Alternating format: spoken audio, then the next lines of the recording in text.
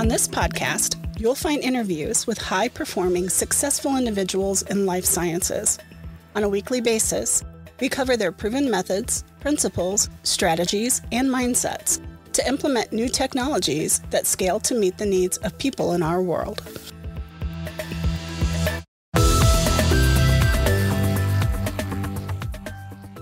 Today on the Life Science Success Podcast, I welcome Josh Seidenfeld. Josh is a partner with Cooley LLP in the Palo Alto office.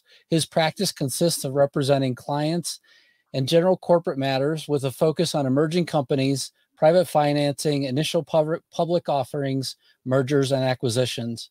Prior to joining Cooley, he was the Director of Business Development and Corporate Counsel for Practice Fusion, an electronic health record company located in the San Francisco Bay Area. Welcome, Josh.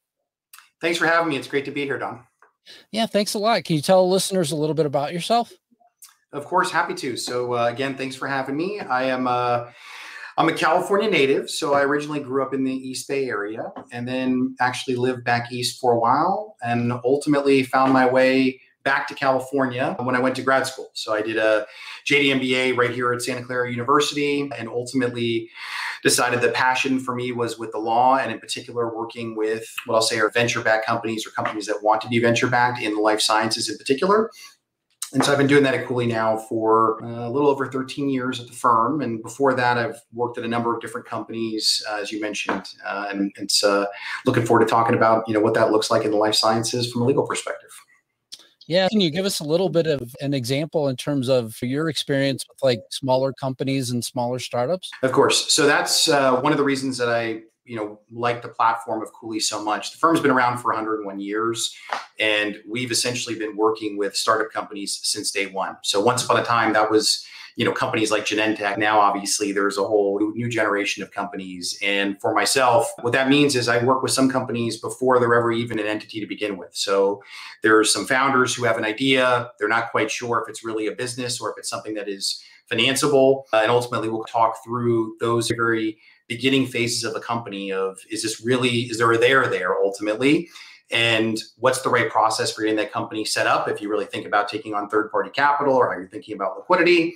And then ultimately, I work with those companies all the way through a liquidity event, if that's a sale or it's an IPO, and then everything that happens in between. So for a lot of companies I work with, I'm their outside general counsel. Yeah, it was interesting. I was actually on a university website, a technology transfer website recently, and I saw Cooley was listed there as representing one of the companies. I guess it brings me more or less to this point of whenever you say that you get started extremely early, it seems to me like the company on this particular website was just starting to be formed. Exactly. And that's when we get involved with companies. And there's, I think, a real distinct advantage when you do that. We also get involved, frankly, with companies before their last round of financing or right as they're going public. That happens all the time for us as well. But it's a very different process that you go through. And ultimately, one of the things that brings me a lot of joy in the practice is when you get a chance to meet a founder that has an idea and you literally start to understand what their cost risk profile looks like, how they think about risk generally, and really what drives them and their company. And you would be surprised that as you learn those things, at least for me in my practice, over time, you actually can start to predict from a legal perspective exactly where you think real issues are, real hotbed issues are for different teams and companies. And I think that only helps provide better guidance and gets better results for those founders to begin with. And so forming that relationship and really being vested in the people that you work with, it's a human business. And I think that's one of the most important factors is that day one experience that you get. Yeah. And so I guess just to explore a little bit more in terms of kind of the types of companies that Cooley really represents. So is it both on the drug side as well as the device side, or just primarily in one area or the other? So it is the full gamut of life sciences is what I would say. It literally spans all subdomains as you think about them. So we work with companies that are, and I do myself, that are in drug discovery, some that are doing therapeutics, others that are doing med device. Nowadays, a lot of companies that are quote unquote digital health companies, which is its own very broad category that can be delivery or consumer oriented, and telehealth, of course, as well. So it really does span all of those different types of domains. And that's again, another thing that I enjoy is that you get a chance to really give strategic advice to companies, because depending on what it is that you're doing, the way you'd go about, developing your business and the way you'd go about thinking about the right investor pool and the amount of capital that you'd raise at different data points, it is different. Like, it's strategically different depending on the type of company that you're running and what you think your ultimate end goal is. Yeah. And I guess in terms of representation overall, do you stay with companies generally forever? Once the initial relationship is formed, do you just stay with them throughout up to that point where they go public or they have an MA? We do. And that's exactly how we work with companies. So we'll, meet with the founding team, we'll work with them, and we'll watch over time. All of a sudden, within a year, they'll raise their first round of capital. And our legal team, of course, will grow with them, because initially the team might just be myself and a paralegal and associate. Over time, we may have 2 or 3 associates on the team. And then all of a sudden, the company starts growing really quickly and they're hiring a lot. So they need someone that's more dedicated in employment. And we will continue that process all the way through. And so there are some clients I work with now. I literally remember, filing their initial certificate of incorporation. And now, I'm helping them do their 34 Act reporting work, because they're a public company with ongoing responsibility to their stockholders. And it's a lot of fun when you have that breadth of a company, because what's really interesting is over time, folks that are there go leave and start other businesses. And so for a lot of companies that have gone down that path, I might be the second most senior person there besides one of the founders. It's a lot of fun to be part of that. Yeah. And the one interesting thing I think in your comment is that, so I've been with companies that are, as the Blitzscaling book describes, this idea of having a very small company being kind of family sized, and then you have village sized companies, and then you have nation sized companies, which are really big. And the one thing that really rings true to me is that I've seen the legal representation just get swamped by all of the different things that they have to do in one given day. And what I'm hearing you say is that you guys you're trying to scale to meet that need, which is probably a good thing for the companies that you represent. Oh, exactly. It is. We're 1,100 lawyers across the world. And so as a company grows or starts to develop teams, even in different geographic regions, we grow with them and work with them. That's a very natural process. And so it's not you outgrow your law firm. And we do see that. And that happens in other situations where, look, costs are always a real issue. And founders that say, okay, I want to try to have the biggest cost savings I can on legal, because that's a quote unquote pure cost center for me. And ultimately what ends up happening is you may start with a small shop and you get to a place where you are blitzscaling, to use your terminology here. And all of a sudden you go, I need more horsepower and I need more expertise, or maybe there's something I'm missing, because there are a lot of pitfalls that you can run into when you're running a company. Some can happen in the very beginning. You might miss an opportunity for yourself. And some can happen in later stage financings, or even as you're a public company. And so being able to get that type of guidance and know that those people are going to be with you the full way, there's value in that. And like I said, obviously for us, there's a lot of reward in being part of that process at the end of the day, without taking that direct risk of being the actual entrepreneur. It's a nice dichotomy there. Yeah, it is. It's just an interesting balance, because you have this whole thing of new contracts and new agreements coming in from potentially new clients for the company that you're representing, just to describe a little bit of what I've seen in the past in terms of the chaos. And then you have, on top of that, let's say the company wants to go public. You have all the filing papers and everything else that goes along with that. And what I've seen before is one attorney responsible for everything. And maybe they have another attorney helping and some paralegals, but at the same time, it's just mad chaos overall. And it is interesting to hear how Cooley approaches that. Yeah, exactly. It's a fair point. And that's one of the things that I think we end up being very helpful with too, is that we do try to make sure that you have a best available athlete approach to the team. And so if we're not an expert in what we do, we're not going to put someone forward for that particular project.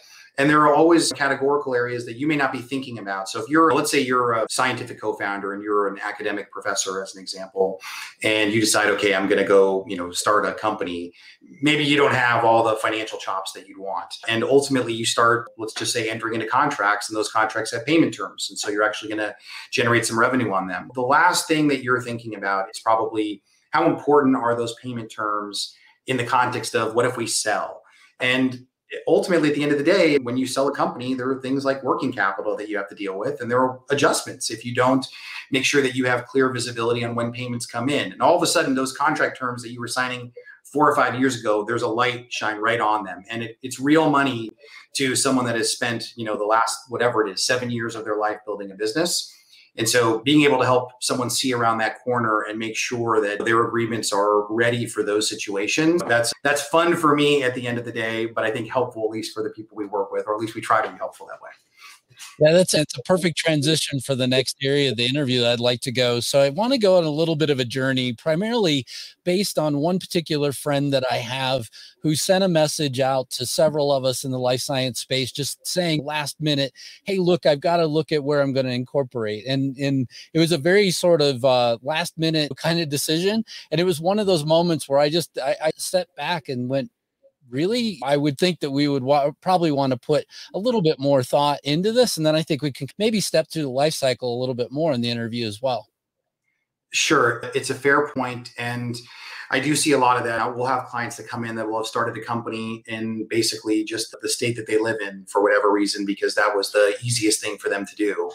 And ultimately, there is some decision-making process that people should go through. It's not the most complicated thing in the world. And we do have resources, by the way, that are available for people that you can use anytime. They're without cost. So we have an open source platform that we put together that we're really proud of. It's called CooleyGo.com.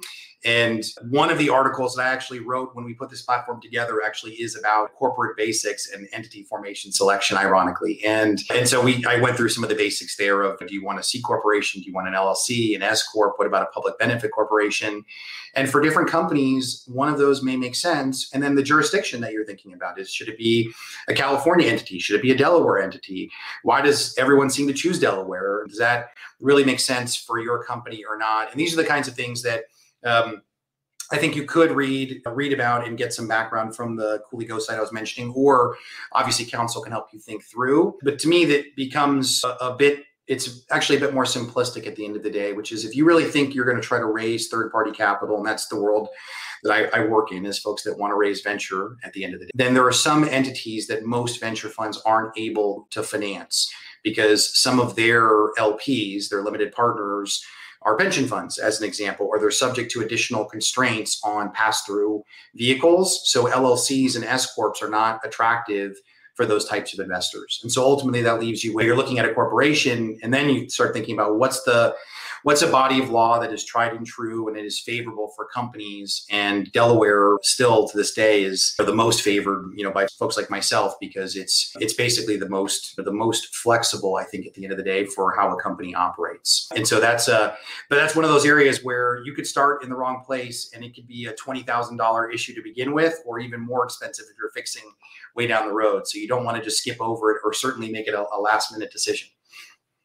Yeah. And so I guess the other question that I would have in that same vein as well is that, does it really matter where you incorporate versus where you live? Back to the original starting point of, you've run into lots of founders who will pick their home state as a place to incorporate. It does. It really does matter. And there are substantial differences at the end of the day in different states' bodies of law that would govern how your company needs to operate. Now, there are some laws, if you're hiring people, as an example, in California, you're going to be subject to California law when you're talking about employment matters. You're going to use California compliant employment agreements and IP assignment documentation. And that same thing would be true if we're talking about Texas or Florida, or name your state. It would all be true in that regard. Or if you have folks that you're hiring abroad even. But when you start thinking about the actual corporate aspect of the company, and you say, okay, one day, if I sell my company, who do I need to get approval for to sell it? And what type of notice do I need to give people? And how much are the filing fees? And how complicated are the filings to do? There are some jurisdictions that are more complicated to work through, and there are just more considerations that you have to make in order to operate your business in those states. In my experience, Delaware tends to be the most flexible and allows things to get done the fastest. And that's why there are so many companies that start as Delaware corporations at the end of the day. One of the points, though, that I think is important is, if you are an executive of your company and you are living in another state, even if you decide you want to form as a Delaware corporation, you're still going to have to qualify that business in the jurisdiction that you live. And so you'll hear this terminology sometimes called a foreign qualification. And that's basically because you're taking an entity from Delaware, which is foreign to every other state, and you have to qualify it to do business in that other state that your executive lives in, or maybe where you have an office in. every state has a corporate code, and it basically explains what a transacting business is or what it isn't in the state. And so you figure out as your company's growing if you have to qualify in multiple states. So when you start becoming commercial and you have offices in 30 different states, you might be qualifying in all 30 of those states. Very good. And so now in the next step of the journey, right? So let's say I've incorporated, I've got some new technology, whatever. Now the next sort of consideration might be patenting things that might have slipped through the cracks or that I haven't thought about before. Is that something that Cooley also helps clients with? We do. We're a full service firm, so we help folks with all aspects of their startup. And so whether it's your IP portfolio from a patent or trademark copyright perspective, also thinking about how are you making sure that you're compliant with the software that you're using, because more and more companies are using things like open source software. And if you don't use that correctly, that can, result in some hefty penalties or additional fees or even code disclosure to the general public. And so we help folks through all of those kinds of things. One of the big things, though, that I think people typically miss, and so I'll try to share this with you too, is when you're forming a company, a lot of times, especially for first-time founders, everyone just thinks very simplistically of, okay, I'm just going to issue myself some equity in the company. So I'm the, quote unquote, I'm the owner, right? I'm the sole stockholder. Or maybe you have a co-founder and you're thinking about how to give yourself equity. But one of the things that people don't think about is what is the way that I also can be the most tax efficient with the equity that I acquire in a company? Because one of the key advantages of you get of acquiring equity is that one day you're hoping to sell it for a lot more than you acquired it for. And you want to make sure that you're, being smart about tax strategy. And so one of the things that you will hear about is this concept of qualified small business stock. And maybe that's something, Don, you've heard of before as well. But essentially, if you acquire stock in an early company, that stock, if you hold on to it for 5 years, allows you for better tax treatment than you'd get, even than capital gains, and certainly better than ordinary income. And so sometimes you will see a founder that has had multiple successful exits. When they go start their next or their third company, they will actually try to acquire their initial stock, not just in their own name, but they'll try to acquire it through a trust or an IRA or other entities because they want to avail themselves of greater QSBS possible exposure. And so there are things that you may miss over that seem so simplistic, but there are huge ultimate economic consequences between just having stock issued to yourself or, for example, some in the name of a trust. If you have a family, as an example, that could be a nice boon or windfall for you. Yeah. In terms of, other key pitfalls that people might find in starting up a company, are there other things that you've learned in the space that you would like to warn people about? I'm happy to. So I think one thing to me is not putting enough focus in how you're structuring your cap table vis-a-vis you and the rest of your team, and not just how you're holding the dynamic against one another, but what that looks like to third parties that you go to market for. So eventually, if you're going out and raising capital, and if you and a co-founder are going to hold your stock 50-50, you will sometimes get the question from an investor of, okay, who's really in charge here? Who's the person that's actually going to make the final decision? And when you go try to talk to an investor who's used to seeing 20 or 100 different pitch opportunities every single day that they comes across their desk, you want to make sure that the messaging is clear, even down to that level of detail. So even if you're splitting 55-45, because ultimately you have someone who is quote unquote responsible for final decision making, and that's usually your CEO, doesn't have to be, of course. You want to make sure you're also being able to signal that. And then you got to think as well about, look, I have a co-founder and it's someone who's not going to be here full time, or they have other, financial obligations. Don't let them join the company. Does it really make sense to issue that person 20% of the company as an example? How is an investor really going to look at that? And so those types of things, to me, are really paying attention how you're structuring your cap table initially, really important. How you're thinking about vesting as a general sense is really important. So even if you and your co-founder are obviously never going to leave your company and you're never going to fire one another, you have to think about, well, what happens when we hire our 50th employee and someone comes in and says, I want some term that's non-standard? It's a lot easier negotiation when you can say, look, even the founders, when we started this company, put in standard vesting terms. And nowadays that's still a 4-year vest with a 1-year cliff typically. Very helpful for you as you're setting the tone of the company. I think one of the other key things I'd raise is making sure that even from day one, you're really thinking about, are you building a cohesive functional strategy across all your different business functions, including things like IR. Now you start out, you don't have any investors, but you always have prospective investors, and capital raising is something that you're constantly doing as an entrepreneur or a founder, even if it's not something that you want to do, it's written into the job. And so making sure that you're thinking about who is the next group of investors that I would want to have as part of my company. What's the messaging I want to be sharing with them? So when it's time that I'm going to go to market, they already have a sense of what we're doing. They already know that we're executing against plan, and you're starting to create the dynamic of it's not really a cold introduction, but it's really more refamiliarizing oneself with the business itself. That to me is something that a lot of people miss that, and they make it more difficult when they try to go out and raise starting from scratch. I guess the third thing that I would raise too is just making sure that at the end of the day, you're also fundamentally thinking about what's the culture of the company that you're trying to build, and how you're thinking you're going from where you are today to the ultimate end goal. And part of that is a lot of times people will start to weigh things in the immediate term versus thinking more about the long term of their company. And so the best example that I usually go to is I'll refer to it as like dilution sensitivity. A lot of times an entrepreneur will think, I want to go find the investor that's willing to pay the highest price possible to invest in my company. But if you're a drug discovery company and you know that you have to go through clinical trials and you'll have to raise a lot of money to do that, the truth is, it's not necessarily finding the investor that's going to pay the most. It's finding a pool of investors that are going to be able to support that company over its life. And so sometimes you're making those kinds of trades to where you can be sure that you're going to give yourself the best opportunity to achieve the final outcome, and maybe having a small cost adjustment in the immediate term in order to have that type of vision. Yeah, it's interesting. So the fundraising area, right, is one area that I know I've had a lot of experience in talking to companies about myself, that there's just an awful lot of work that needs to go into it. And some companies I feel like have very smartly positioned people to nonstop be looking for other fundraising opportunities, whether it's the CEO or somebody else. That may vary. But what I have seen is that they at least will have somebody that's more or less dedicating, their life to looking for what is that next opportunity. And I think you bring up a really good point. Are they doing it also in a smart way, not just finding the dollars, but also being smart about getting that next round that will carry them forward, but also back them up long term? Yep, no, exactly. And I always try to remind entrepreneurs at the end of the day that when you're out fundraising, it is a relationship that you are forming. It is like a marriage that you are forming. And if you start to read through a term sheet of a priced financing round, you start to look at the governance documents that typically get put together, there is no, quote unquote, just an easy breakup if you decide it doesn't work out. And both parties need to agree that you are going to separate at the end of the day. And so you have to make sure that you're finding the right partner that fits the way that you want to run the company and has some strategic guidance for you. It's not just the capital at the end of the day. And I know that's a phrase that you probably hear or read about all the time, but it's so true that it's just important to emphasize for people.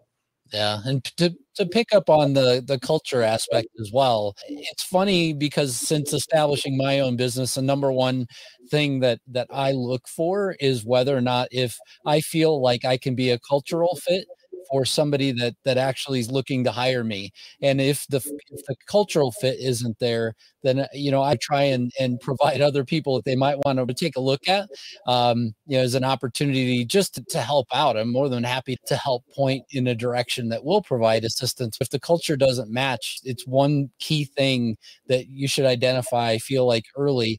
And it probably is the same thing whenever it comes to finding financing. We all want to grow our business. We all want to find that next round of funding. But at the same time, if the fit doesn't feel, there's probably, and in the cultural area, there's probably another spot to just say, hey, look, let's just take a pause and consider other options. It's exactly right. And it's funny. I remember when I was a young puppy associate attorney, and I remember looking at some of the partners I was working with and noticing that it seemed like clients gravitated towards partners that were like them at the end of the day. And the same thing I find is true in my own practice now, where it's a dynamic that you find with people where you have an interpersonal connection because you are forming a team. And that same thing holds true with an investor. They are part of your team at the end of the day. And you have to have that right dynamic and fit, because at some point you're going to have to make tough decisions. At some point, something isn't going to go the way that you originally intended to go. And that's where you want people that you trust and people that think either like you or think in a way that's different than you, that's valuable for the company. So you can give yourself the best chance of success. Because if you look at the numbers, at the end of the day, no one would ever start a company because it's not like there's a huge probability of success, yet ultimately lots and lots of people do. And it really just comes down to it's not usually the idea that makes the company successful. It's the team of people and how they execute on it. Josh, there are 3 questions that I like to ask every guest. What inspires you? I'm ready for these questions and I'm looking forward to them. So for me, what inspires me is it's really the entrepreneurs I work with. And it's one of the reasons I like working in the sciences. Not to say there's anything wrong with supporting technology companies. I think that's great as well. But actually having an opportunity to be part of a team where you're making a real difference. So you're bringing a product to market to help someone that has a medical disease, or you're changing the standard of care. Those kinds of things to me just are profoundly impactful, and they just resonate so much. That's one of the things that excites me of why I like getting up every day. Great. And what concerns you? What concerns me, I'll go into my own sphere in the legal industry, which is nowadays a lot of what we end up doing for companies, and we're training young attorneys, it's all using a lot of computer technology so we can become efficient. And when you're using that computer technology, I always worry that the next generation of attorney is going to start missing out on some of the other really important things around the soft skills, and also just the deep dive of details of going and reading a code book and understanding exactly why I rule the way that it is. And as I get older, that concerns me more. And so maybe I'll date myself that way, but it's always something top of mind. Yeah, it's funny because I was a guy, so I'm obviously not an attorney, but at the same time, I was the guy that would not give up paper books for a number of years. I could relate, at least from that aspect. I enjoyed holding a paper book for a number of years. Now, of course, my Amazon Kindle collection way outweighs my bookshelf collection I currently have behind me. So yeah, for sure, I could relate to that. Excellent. And what excites you? What excites me is getting a chance to be part of a team every day. So I'm a former athlete. So I grew up, I was a, multi-sport player, and I played basketball in high school and in college. And so being part of that team environment is something that really does excite me. And the opportunity I have here, where I work with lots of companies as part of their team and helping them, navigate through what is basically a handful of kind of their most strategic transactions they ever do. That is never lost on me of how important those deals are. Even if, I do 10 of them in a month and it's the first one for a founder at the end of the day, that trust is something that's really important to me. And that's one of the things I'm really grateful for those opportunities. Yeah, it's great it's always great to play a team sport, even in business. And I can definitely relate to that. So Josh Seidenfeld, thank you so much for spending time with me today. I greatly appreciate you being on the podcast. I appreciate it. Thank you. Thank you for listening to Life Science Success. For complete details about this podcast, including show notes, how to get in touch with guests, and more episodes, please visit www.lifesciencesuccess.com. If there's someone you'd like for us to invite to the show as a guest, please let me know by sending me a message at the podcast website. Please click subscribe on your favorite podcast app, share the podcast, or tell a friend about it. And last but not least, rate the podcast. Thank you again.